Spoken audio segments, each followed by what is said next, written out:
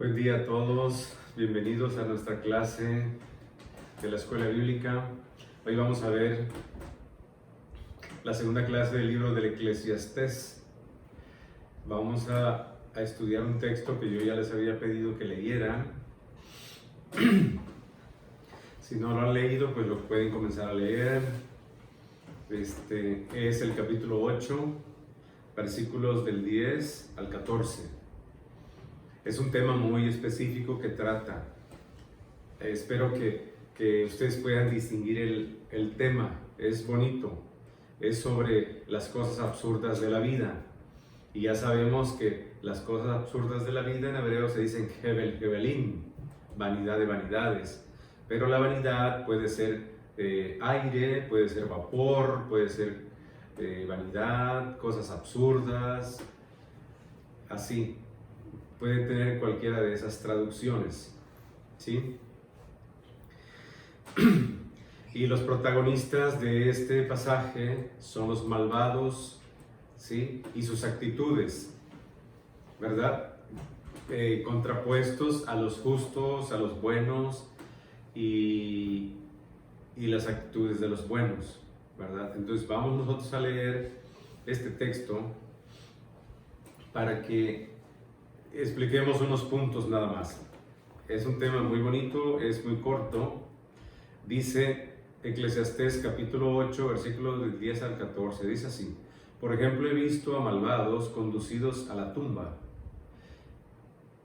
Vuelve la gente del lugar sagrado y se olvidan en la ciudad del modo en que obraron.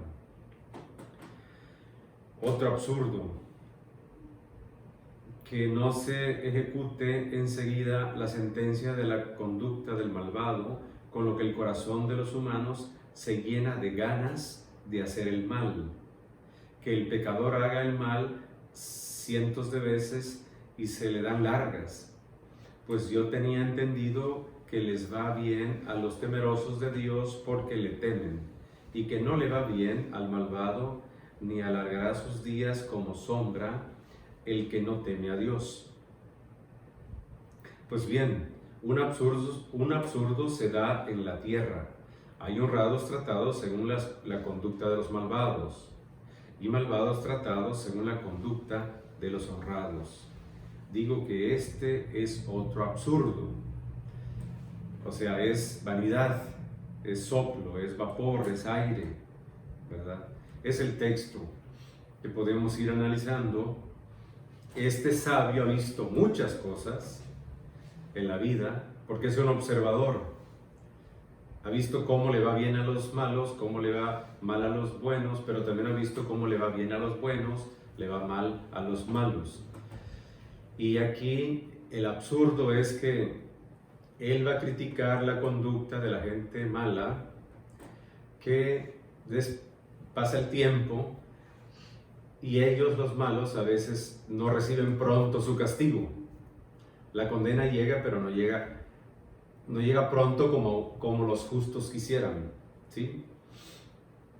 Por eso dice aquí que esta es una conducta criticada en la Biblia también. El profeta Isaías criticaba mucho la conducta de los malvados, ¿verdad? Y lo dice el profeta Isaías, lo dice el profeta Amós, Jeremías. Pero aquí nosotros solamente vamos a leer a Isaías capítulo 1. Dice así, miren, en el capítulo 1, versículo del 10 al 20, pero nosotros no vamos a leer lo primero. Dice así: escuchen la palabra de Yahvé, regidores de Sodoma, oigan la instrucción de nuestro Dios, pueblo de Gomorra. A mí que vuestros sacrificios, dice Yahvé, harto estoy de holocaustos de carne, de carneros, de cebo de cebones, no me agrada la sangre de novillos, de corderos y machos cabritos. ¿Sí? Cuando vengan a presentarse ante mí, ¿quién ha solicitado de ustedes que anden pateando mis atrios? No traigan más oblaciones vanas, su cremación me resulta detestable, novilunio, sábado, convocatoria, No tolero falsas solemnidades. Sus novilunios y solemnidades aborrezco de corazón. Me han resultado un gravamen que intento en vano llevar. Cuando extienden sus manos me tapo los ojos para no verlos. Aunque menudeen la plegaria, yo pienso al oírla. Sus manos están llenas de sangre. Lávenlas, purifíquenlas, aparten sus fechorías de mi vista, desistan de hacer el mal, aprendan a hacer el bien, busquen lo que es justo, reconozcan los derechos del oprimido, hagan justicia al huérfano, aboguen por la viuda. O sea, está diciendo el profeta cómo deben de actuar. Y Dios está harto, cansado de sacrificios, de ofrendas que llevan. ¿Por qué? Porque en la vida diaria ellos cometen crímenes, roban, son injustos, y Dios pide justicia, que es una de las cosas principales que Dios va a exigir en toda la Biblia, la justicia, ¿verdad? Por eso el sabio habla aquí de esta situación que le parece absurda. Él no la comprende, ¿verdad? Él ha visto cómo hay iniquidad, impiedad en lugares donde debería reinar el derecho y la justicia, ¿sí? Por eso él dice que esto es un absurdo, no logra entenderlo, ¿sí? También no es raro que hable así, porque él está como criticando, observando, y hay cosas que no le parecen. Dice él, malvados que se jactan de su maldad, y para quienes no hay quien diga o haga algo en contra, pero al mismo tiempo realizan acciones contradictorias asistiendo al templo como si fueran honrados. Son personas que hacen fechorías o roban o maldicen o maltratan o asesinan, y luego van al templo como si fueran gente honrada, ¿verdad? En la iglesia hacen una cosa, pero en la vida diaria hacen todo lo contrario que escuchan en el templo. Y disimulan y fingen ser buenos. Y eso al sabio no le parece. El sabio está enojado. Para ellos su fe no tiene nada que ver con sus obras, dice el sabio. Es gente mala, y aunque quieran acercarse a Dios, siguen con sus malas obras. La fe no tiene nada que ver con lo que ellos hacen. Por lo tanto, esta forma de actuar, esta actitud, para el sabio es un absurdo, o sea, es vanidad, porque esto no se puede entender, ¿sí? Esto no tiene aprobación, Dios no lo quiere. En los versículos 11 y 12 se dice que la sentencia que se espera para ellos no llega pronto, ¿sí? No llega con rapidez. Por lo tanto, el corazón de la gente que lo ve, el corazón de la gente buena que está viendo, que a los malos no se les castiga, ellos empiezan a pensar y empiezan a sentir ganas de hacer cosas malas también, ¿verdad? Por eso los hechos se imponen con fuerza. Hay malvados que hasta presumen de su maldad, ¿sí? Y no hay sentencia rápida en contra de ellos. Por eso, como que los malos se sienten autorizados de seguir haciendo la maldad, actuando con maldad. Pero el sabio se desespera, el justo se desespera, y se cataloga esta actitud como un absurdo. ¿Por qué? Porque los malos actúan con impunidad, no hay justicia para ellos. Y parece como que Dios no hace nada, como que Dios nada más lo ve y no actúa, ¿verdad? Aparentemente, ¿sí? Esta gente malvada le hace daño a la sociedad, le hace daño a las personas, ¿sí? Todas estas actitudes de la gente malvada va en contra del shalom del pueblo de Dios, o sea, de la paz, de la convivencia social. Se ve afectada por estas actitudes, pero pues no se ve que pronto, que rápido haya una justicia, ¿sí? Y esta conducta de la gente malvada es repetitiva, es una conducta orgullosa y va en contra del temor de Dios. porque la palabra enseña que el temor de Dios debe ser primero. Y por eso el sabio llama a esto un absurdo, algo que no puede entender, algo que es soplo, que es vanidad, algo que no se puede explicar. Entonces, esta actitud de la gente malvada es como una provocación o una invitación a la gente honrada que se puede desesperar en su vida, se cansa por el trabajo y ve que no hay justicia y que aparentemente les va bien, como que nace el deseo de imitarlos. Yo también quiero ser malo, ¿sí? A los malos les va bien, pero aquí el texto nos está poniendo alerta, ¿eh? Hay que estar así como abusados porque a veces aparentemente la maldad puede ganar, pero no, ¿verdad? Tiene su límite, ¿sí? Aquí dice, da lo mismo portarse entonces bien que mal, ¿sí?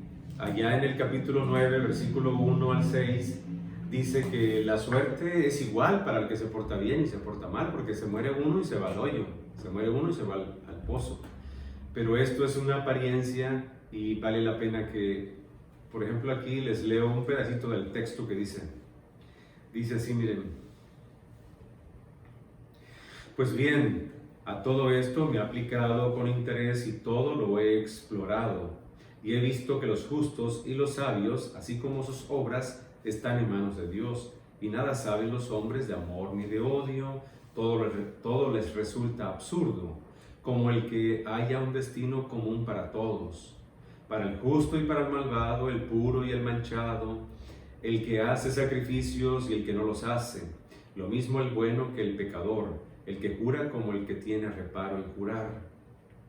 Eso es lo peor de todo, cuanto pasa bajo el sol, que haya un destino común para todos, ¿verdad? O sea, todos vamos a terminar iguales. Y eso aquí lo está criticando el sabio. Entonces, ¿qué será bueno? ¿Portarme bien o portarme mal si yo voy a terminar igual? Sí, es un interrogante. Y el texto lo va a ir desarrollando así despacito. El Salmo 37 y el Salmo 73 son dos salmos muy hermosos. El 37 y el 73 habla de los buenos y de los malos, de los justos y de los pecadores, de la gente que comete injusticia y de la gente que trata de hacer lo bueno, ¿sí? Y son salmos que nos ponen así como despiertos y vale la pena leerlos. El Salmo 37 y el Salmo 73. El 37, por ejemplo, les leo nada más un versículo, ¿sí?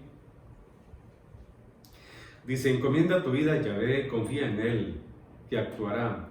Hará brillar como luz tu inocencia y tu honradez igual que el mediodía. Descansa en Yahvé, espera en Él, no te acalores contra el que prospera, contra el hombre que urde intrigas. ¿Sí? Dice, desiste de la ira, abandona el enojo, no te acalores, que será peor, pues los malvados serán extirpados, mas los que esperan en Yahvé heredarán la tierra. O sea, la palabra de Dios siempre nos va a tratar de aclarar que lo mejor a la larga es ser bueno, no ser malo.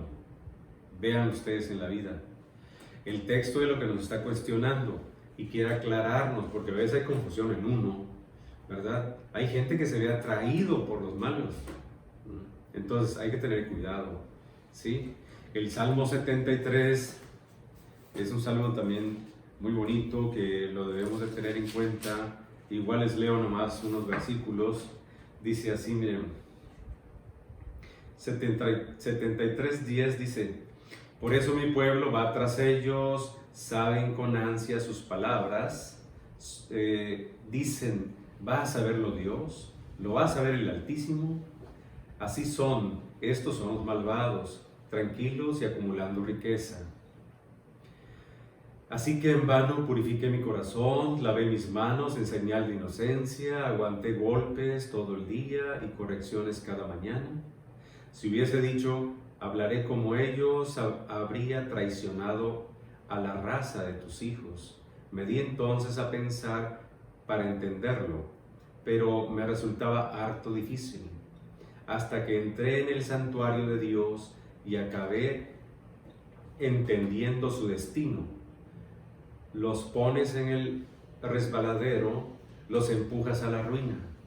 De pronto quedan hechos un horror, desaparecen consumidos de espanto, como un sueño al despertar. Señor, al levantarte desprecias su imagen.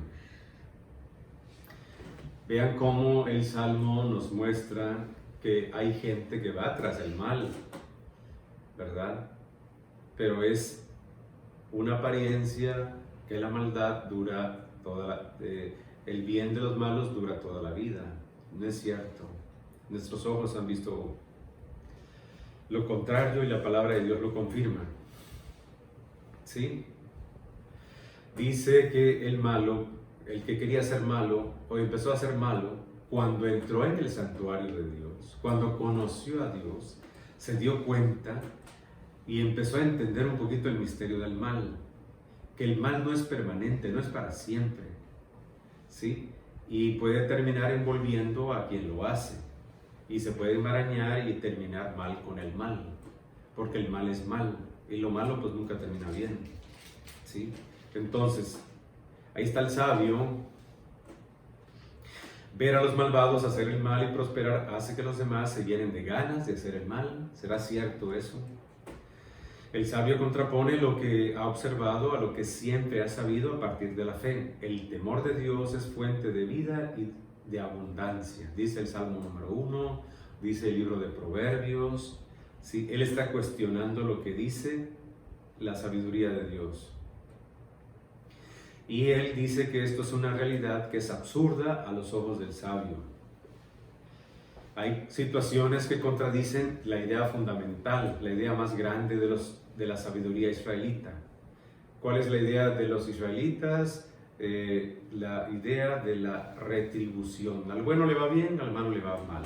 Entonces, el sabio está viendo que no siempre es cierto, ¿verdad? Y es verdad, no siempre a la gente buena le va muy bien. Hay gente buena que se le enferma a su familia, que se le muere, que tienen crisis muy duras económicas, que tienen problemas familiares y les afecta mucho el corazón.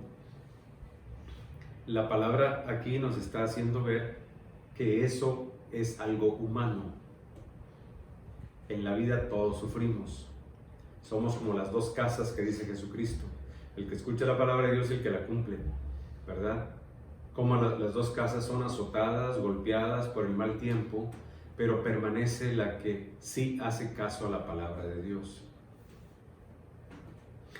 Quien actúa con sabiduría entiende que hay dos cosas para llenar el corazón. Hay dos cosas que puede llenarnos el corazón. El hombre que deja que su corazón se llene de ganas de hacer el mal, porque hay gente así, que envidia, ya sea el bienestar de la gente que no actúa bien, ¿verdad? O también hay personas que se dejan llenar por la felicidad que Dios permite disfrutar a uno. Hay personas que se dejan llevar por Dios y que se dan cuenta que cumpliendo sus tareas, sus obligaciones, sus deberes, Dios te ayuda y te hace feliz, pero sin que andes tras del mal o queriendo siendo malo. Por eso la conducta honrada es la correcta, ¿verdad? Y no tanto porque Dios te vaya a pagar, sino también porque el hombre consigue ser feliz haciendo sus obras, cumpliendo sus deberes, y ve uno cómo Dios te va regalando la alegría, la felicidad y la salud en medio de tus fatigas, en medio de tu cansancio. Dios te ayuda a ser feliz con lo que tienes, ¿verdad? Y no necesitas envidiar, compararte con la gente que hace fechorías. Por eso una de las cosas que dice el sabio, bueno, cabalmente nunca vamos a llegar a saber cuáles son los pensamientos de Dios, pero sí rozamos y tocamos un poquito los pensamientos de Dios. Dios es el que va a juzgar las conductas de cada quien, el comportamiento de cada quien. Él lo va a hacer y en el momento correcto, cuando Él lo decida. Y lo va a hacer según sus planes y según el tiempo de Dios, no según el nuestro. Porque nosotros vemos una maldad y quisiéramos que Dios ya actuara, que Dios castigara, que Dios juzgara. Dios tiene su tiempo y el tiempo de Dios no es el nuestro. ¿Se acuerdan de una canción que decía que los caminos de Dios no son nuestros caminos? Uno piensa que mis caminos son las de Dios y así va a suceder, y no es cierto. Por eso nosotros no vamos a entender los planes de Dios y lo que vemos nos parece absurdo. Lo que vemos no lo entendemos porque no entendemos el pensamiento de Dios. Y humildemente uno tiene que acatar, que aceptar estas cosas. ¿Sí? Aunque veamos que parece que no pasa nada, ¿verdad? Aunque pensemos que Dios no hace nada, Él va a actuar cuando sea necesario, Dios va a castigar cuando lo decida, Dios va a castigar cuando Él vea que ya llegó el momento. Por eso a veces uno se puede dejar llevar, se puede dejar envolver por la locura y la necedad. Uno puede sentir envidia y ganas de andar mal para ganar cosas más rápidas, cosas materiales, ¿verdad? Pero eso el sabio lo ve también como una locura, ¿sí? Por eso dice este libro del Eclesiastés que el corazón se puede llenar de amargura, ¿sí? El corazón puede meterse en esa confusión. Los intereses de unos pocos hace oprimir a los pobres. El sabio ya vio todo eso. Como son pocos los ricos, son muchos los pobres. Que no se valora la justicia y el derecho. Lo está viendo, nosotros también lo estamos viendo, ¿verdad? Hay lentitud de la ejecución de la sentencia contra el malvado. Uno quisiera que Dios actuara rápido, pronto. Pero repito, Dios nos sorprende cada vez. ¿Se acuerdan de Job? Que ya de viejito dice, ahora he visto a Dios. Yo no sabía cómo era Dios. Ahora mis ojos han visto a Dios. Entonces, ¿cómo había vivido? Así estamos muchos, ¿verdad? Entonces, la lentitud de la acción de Dios, según nosotros calificamos que Dios actúa lento, puede provocar en nosotros las ganas de ir detrás del mal e imitar a personas malas. ¿Sí? Por eso el sabio tiene los ojos bien abiertos a la realidad, a la vida. El sabio no debe de ignorar las cosas que pasan bajo el sol, debe de saberlas, debe de conocerlas. ¿Sí? El sabio nos previene no dejarnos llevar por la fuerza de las cosas desordenadas que aparentemente dan felicidad, te llenan de dichas, pero no es cierto. Y el sabio nos previene para que la mente y el corazón no se llenen de amarguras ni de necedades, y mucho menos de querer imitar a gente pues que actúa mal, ¿verdad? Entonces le pedimos, cuando nosotros leemos estos textos, siempre le pedimos a Dios que nos ayude a no caer en esas tentaciones, ¿sí? ¿Ok? No queramos nosotros sentirnos fuertes, superiores a los demás y querer producir mi felicidad, porque la felicidad la da Dios, ¿verdad? Y a veces la da Dios a la gente que no tiene gran cosa, que no tiene muchas cosas, ¿sí? La felicidad a veces no la tiene la gente que construye muchas cosas, que va consiguiendo muchas cosas, que va acaparando. La vida lo enseña. La felicidad la da Dios mientras comes, mientras duermes, mientras utilizas lo que tienes, ¿verdad? Sin querer tener envidia de otros. Porque ahorita se está dando mucho esto. Yo tengo envidia y aquellos que tienen, que van, que visten, que tienen esto, lo otro. Y a veces uno puede sentir envidia de ellos. Esta palabra nos está previniendo, nos está avisando, ¿sí? Entonces, las cosas no dan la felicidad, ¿sí? No creamos nosotros que podemos adquirir todo con nuestro propio esfuerzo, con nuestras propias fuerzas, nuestras propias manos, ¿sí? Entonces, no podemos nosotros imitar a la gente que alardea, que es arrogante, que tiene y se siente superior a los demás. En el fondo no sabemos cómo están los corazones. Por eso este texto, este pedacito nos dice que a Dios le da la felicidad a la gente con lo que tiene, ¿sí? El sabio dice que no se produce la felicidad, sino que se recibe. No se trata de que actúes según mis tiempos, sino que según los planes del Señor. Esto lo podemos consultar a personas que ya tengan 70 años, por ejemplo, que ya nos pueden dar consejos. ¿Qué les ha hecho feliz? ¿Cómo han sido felices? ¿Ellos han producido la felicidad o la felicidad la han recibido de Dios? A ver qué nos contestan. Por lo tanto, este libro nos trata de convencer o de aceptar que el proyecto de Dios para las personas, Dios pone el tiempo, Dios pone el momento, el lugar. Y lo que nos recomienda este libro es el temor a Dios, ¿verdad? Por lo tanto, hay que aprender que la felicidad no es un esfuerzo, sino es un regalo de Dios.